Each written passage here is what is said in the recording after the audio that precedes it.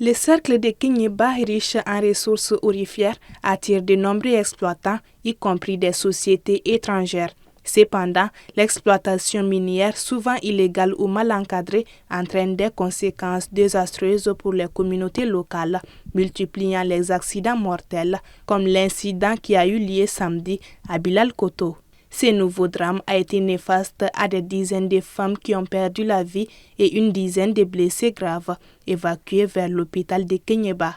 Selon des témoignages, les victimes étaient montées dans des puits à ciel ouvert laissés par des mineurs industriels pour chercher des morceaux d'or lorsque la terre s'est effondrée autour d'elles.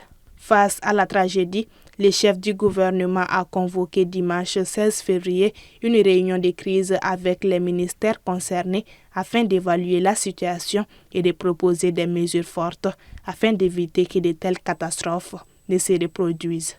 Dans le cadre du suivi de la situation dramatique, une mission ministérielle s'est rendue ce lundi 17 février 2025 dans la localité de Bilal Koto afin d'évaluer l'ampleur des dégâts. Notons que les éboulements dans les mines artisanales du pays sont fréquents et souvent meurtriers. Il y a un peu plus d'un an, un éboulement particulièrement meurtrier avait fait plus de 70 morts dans une mine d'or à Kangaba. Fin janvier 2025, au moins une dizaine d'orpailleurs ont été tués, majoritairement des femmes, à la suite de l'effondrement d'une mine dans la même localité, illustrant une nouvelle fois la dangerosité des conditions d'exploitation dans ces sites non réglementés.